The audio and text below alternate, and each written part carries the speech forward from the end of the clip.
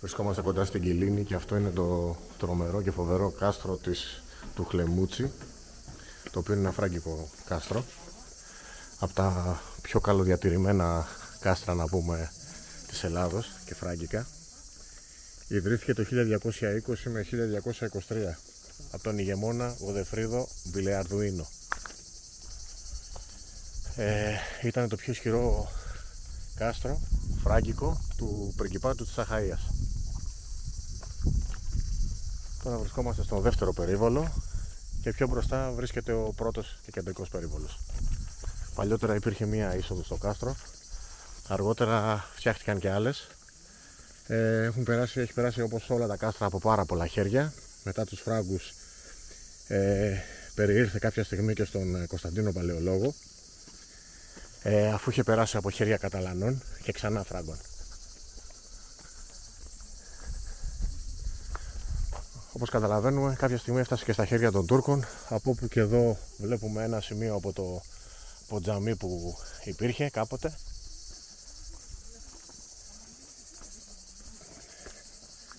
Το 1427 ήρθε στα χέρια του Παλαιολόγου, όπως είπαμε, και το χρησιμοποίησε ως στρατιωτικό και διοικητικό κέντρο. Ανεβαίνοντας προς τα πάνω βλέπουμε το δεύτερο περίβολο.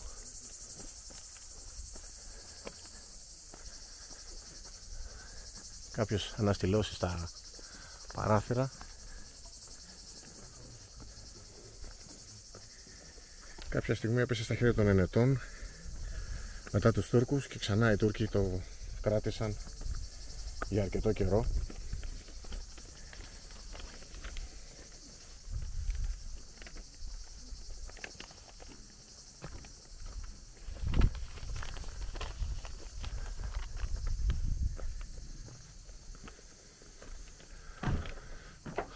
Παρότι έχει πέσει στα χέρια Τούρκων και κάναν τις δικές τους κατασκευές, διατηρεί τον φράγκικο χαρακτήρα του,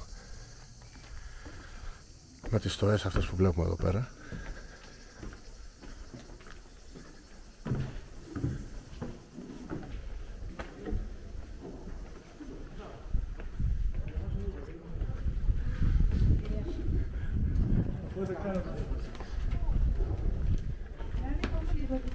Πού θέλεις? Μέσα.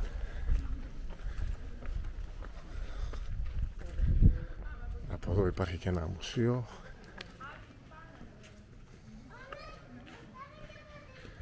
Να πούμε η κεντρική ίσως ότι βρίσκεται στην βορειοδυτική πλευρά.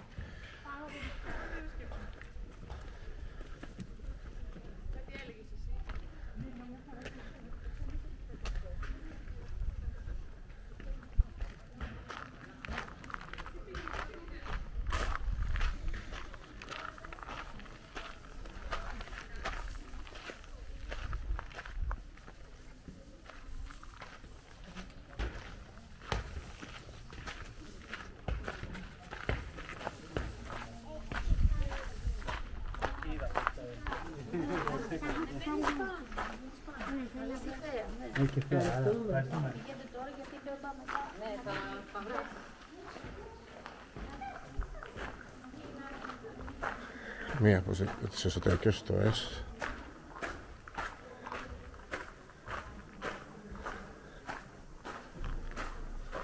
Πραγματικά είναι από τα πιο εντυπωσιακά κάστρα που έχω δει και σίγουρα τα πιο καλοδιατηρημένα, και ευτυχώς κάνουν κάποιες εργασίες.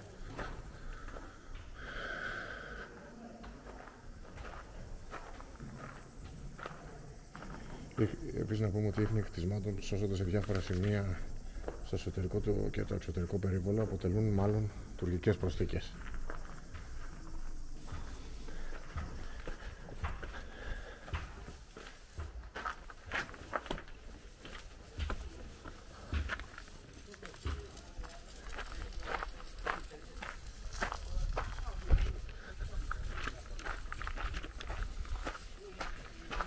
Θα πρέπει να ξανακατεύουμε κάτω γιατί γίνονται εργασίες, οπότε δεν θα μπορούμε να πάμε μέχρι πάνω.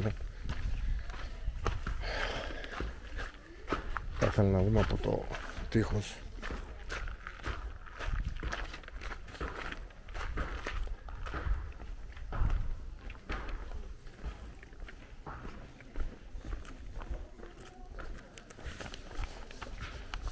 Εδώ μέσα από πού βγάζει? Στην ταράτσα, βλέπετε πάνω. Στην ταράτσα, ευχαριστώ.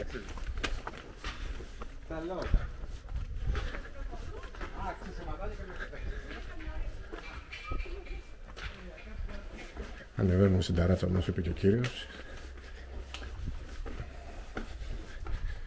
για να μην χάσουμε την πανοραμική θέα.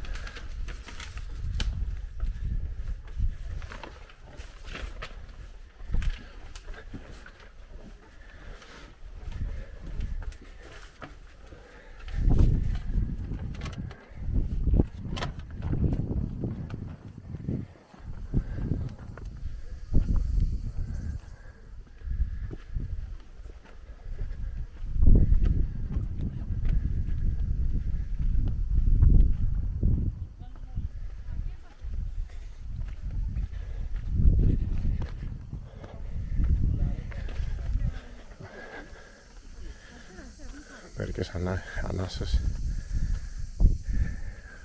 Πανέμορφη ιδέα. Είμαστε στο ψηλότερο σημείο του πύργου.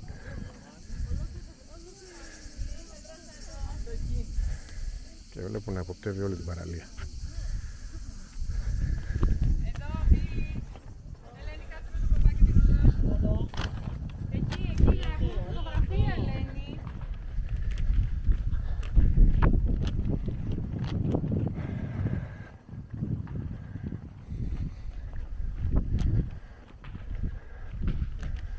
Δυστυχώς είναι κλειστή είσοδος από την άλλη πλευρά. Οπότε για να προλάβουμε θα πρέπει κάπου εδώ να τελειώσουμε το βίντεο.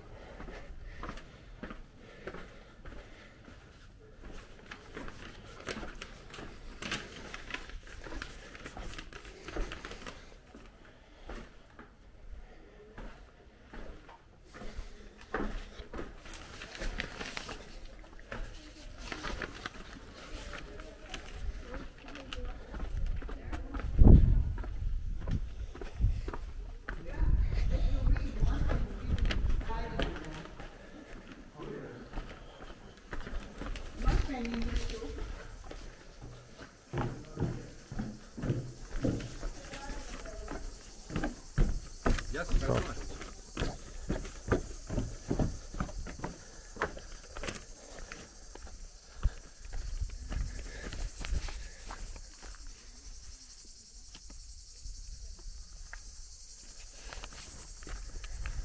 Ο χρόνος μας πιέζει, θα προσπαθήσουμε να δούμε ό,τι μπορούμε ακόμα από αυτό το σημείο.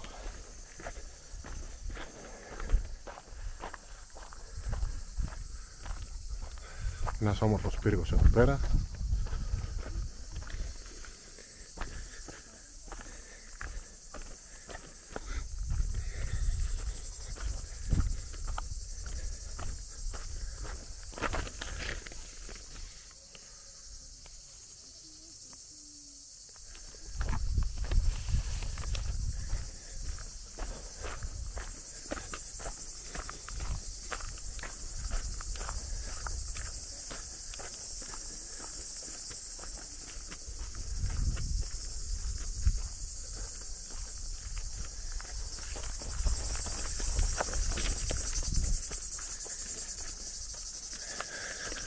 Κάποια σημεία από εδώ, από το δεύτερο περίβολο.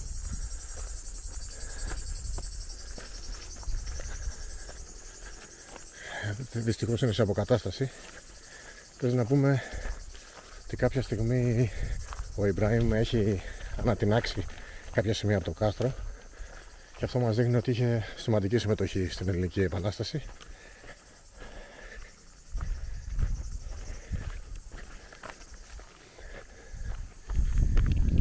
Κάπου με αυτό το σημείο εδώ πέρα θα τελειώσει και η αφήγηση σε ένα από τα πιο όμορφα και ισχυρά κάστρα.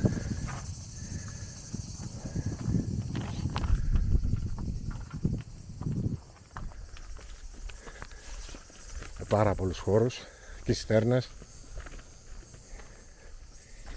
και πολλά σημεία από διαφορετικούς πολιτισμούς. Το μόνο σίγουρο.